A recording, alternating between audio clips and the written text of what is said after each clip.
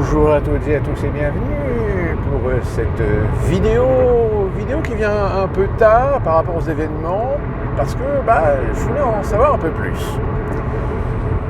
Dans ma précédente vidéo, je vous ai annoncé l'arrestation du meurtrier de Kirk. Et encore une fois, moi j'ai essayé d'être un peu prudent parce que il y avait des trucs, c'était un peu gros quand même. Le coup des balles qui était gravé avec des slogans LGBT, enfin... Là, il faut quand même savoir qu'il y a pas mal de médias qui se sont laissés un petit peu aller à des extrapolations, on va dire. Alors,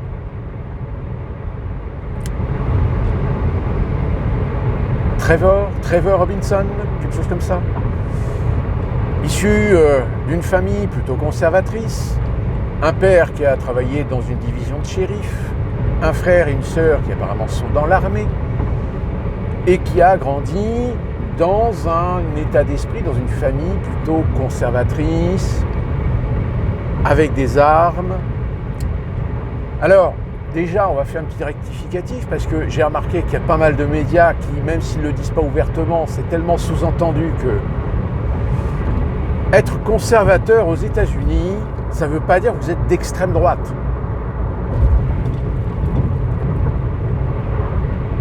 Comme être de gauche ne veut pas dire que vous êtes forcément d'ultra-gauche. C'est-à-dire que vous avez des Français qui se disent de gauche, mais qui ne se sentent plus représentés, que ce soit par des socialistes, des communistes, par la France insoumise, même les écolos. Parce que ce sont des gauchistes un peu plus libéraux, modérés. Et bien inversement, en France, vous avez la droite, vous pouvez être de droite sans être forcément d'extrême droite.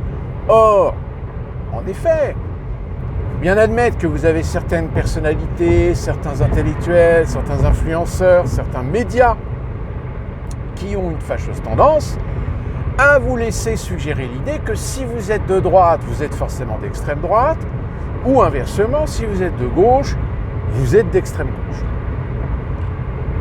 On va être d'accord qu'aux États-Unis, ceux qui se sont réjouis sur les réseaux sociaux ne représentent pas la grande majorité des Américains progressistes, qui sont en grande majorité des progressistes modérés, c'est-à-dire qu'ils ont à la fois des valeurs qui peuvent être des valeurs conservatrices, mais de façon très ouverte d'esprit,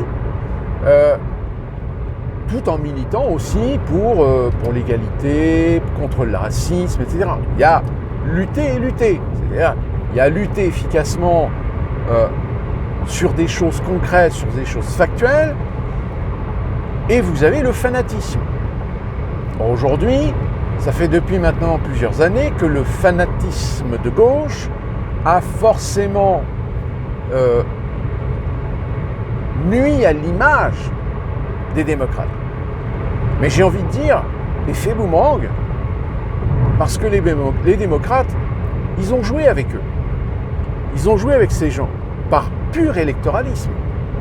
Ils ont même motivé, ils ont même financé. Bon, aujourd'hui, en l'état de l'humeur globale qu'on peut avoir aux États-Unis, je peux vous dire que si demain vous avez des élections présidentielles, et si Donald Trump avait les moyens de se représenter, là il gagne.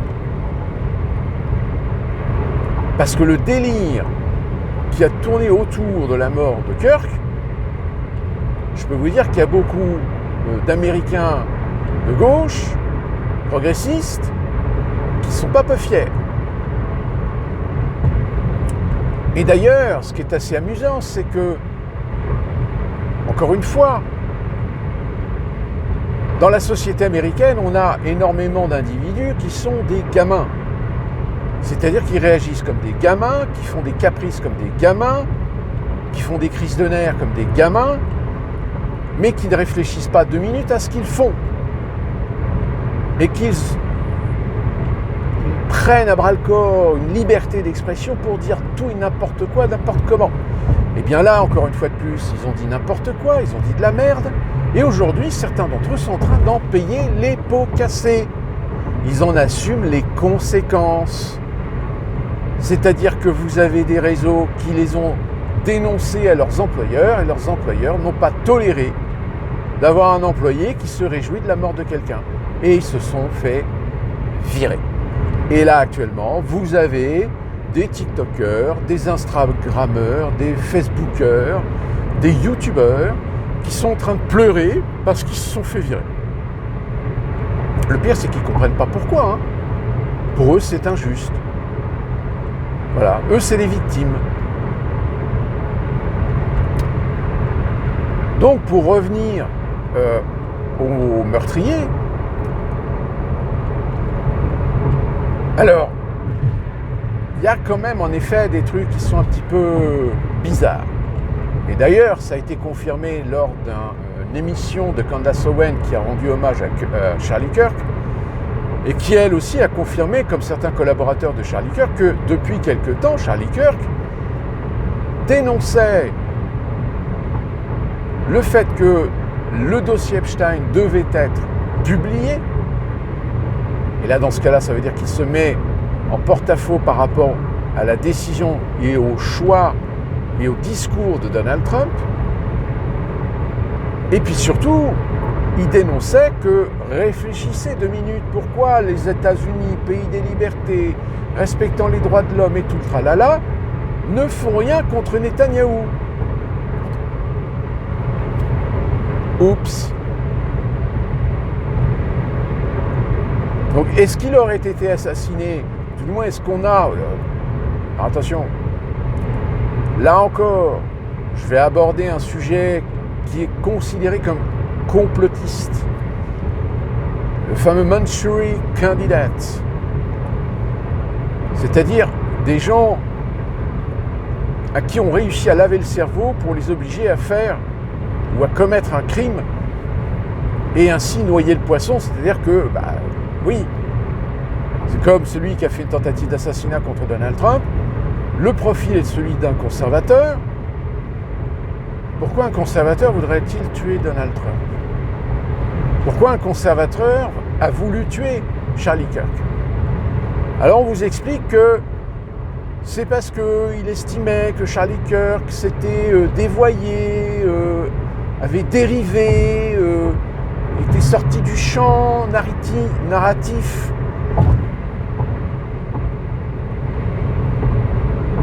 Alors, souvenez-vous, dans ma vidéo, j'avais expliqué comment on peut expliquer le mec qui est capable de faire un tir aussi précis. Pléonasme, puisque aujourd'hui, on sait que la balle a ricoché sur le bas du gilet pare-balles pour ensuite remonter vers la carotide. Bon, l'explication, c'est qu'en effet, il a grandi avec les armes, il a dû certainement aller à la chasse, il a donc une connaissance du maniement des armes. Mais aller à la chasse et faire du tir de précision, il y a quand même une différence. Je rappelle, l'individu a été non pas arrêté par les autorités, il s'est présenté de lui-même, assisté et accompagné de son père.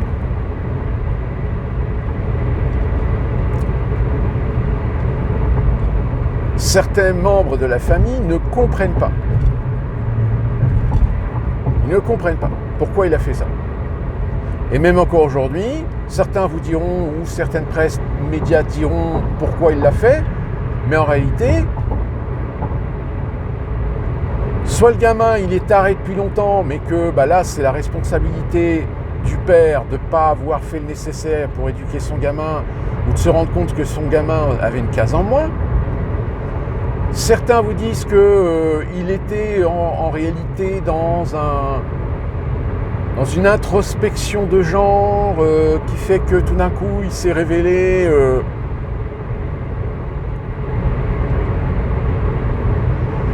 Alors oui, le discours qui est oui, la gauche, c'est la faute de la gauche, etc. Bon, force est de constater qu'aujourd'hui, la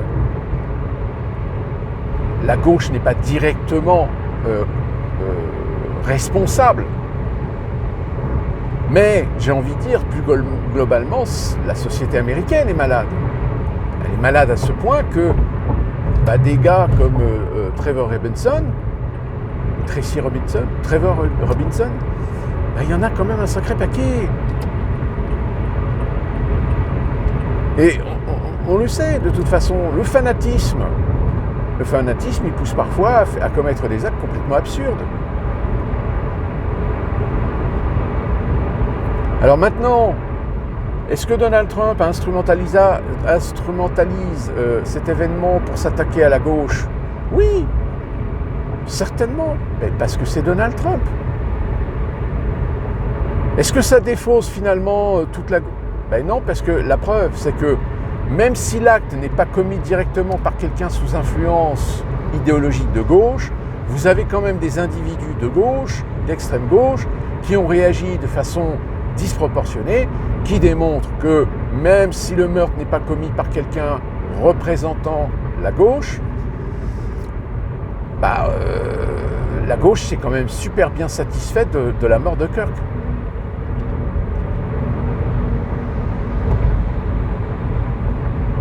Donc, la guerre est déclarée en fait.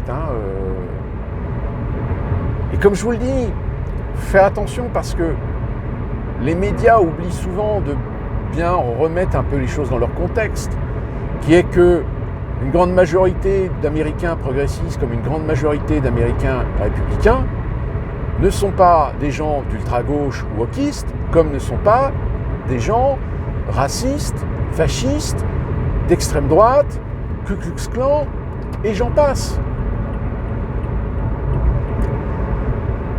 Et évidemment, même en France, certains, oui, mais bon, Kirk, c'était pas un saint, il pensait ceci, il était contre l'avortement, il était pro-armes.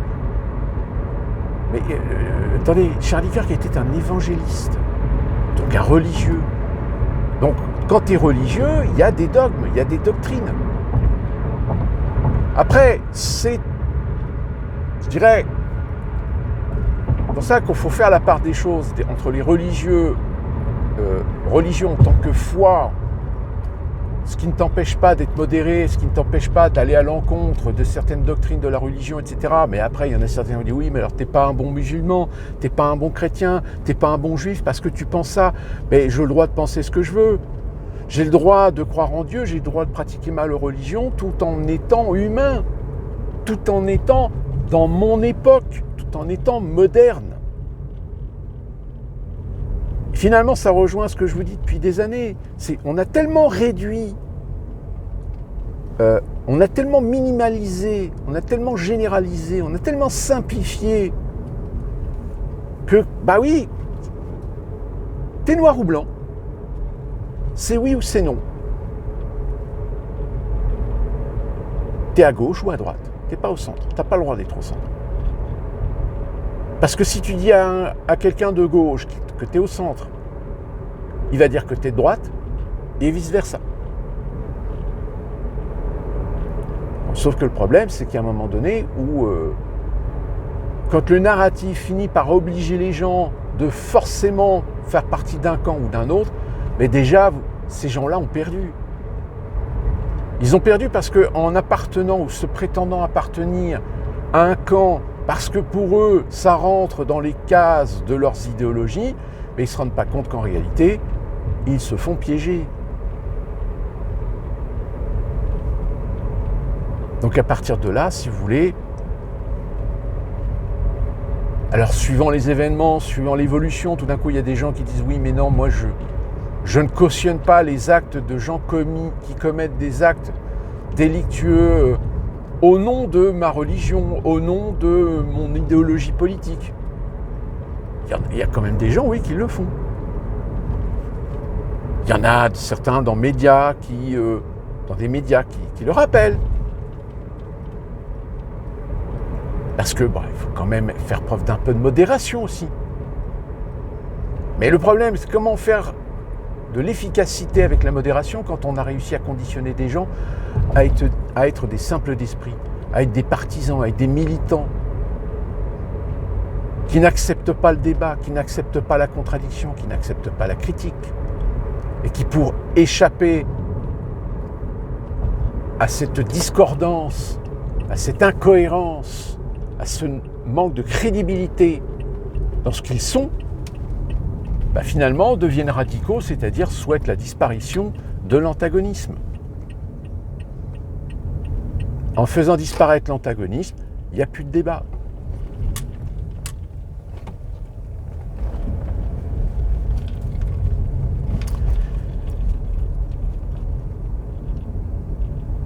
De toute façon, il y a un processus de bordélisation des sociétés. Que ce soit en Europe, que ce soit en France, que ce soit aux États-Unis, même à la limite en Russie, même en Chine. Quoiqu'en Chine, il faut éviter de promouvoir la bordélisation parce que ça peut mal finir. Donc, on verra comment les choses vont tourner, on verra comment les choses vont s'orienter. Et nous, on se retrouve très prochainement pour une nouvelle vidéo. Suivez l'actualité, surtout en ce moment, parce que ça va très vite, avec Macron qui envoie 3 chasseurs, en Pologne.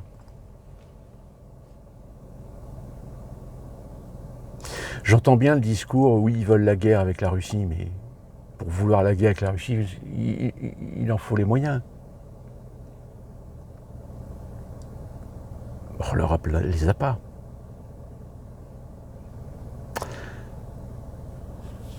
Je pille mieux.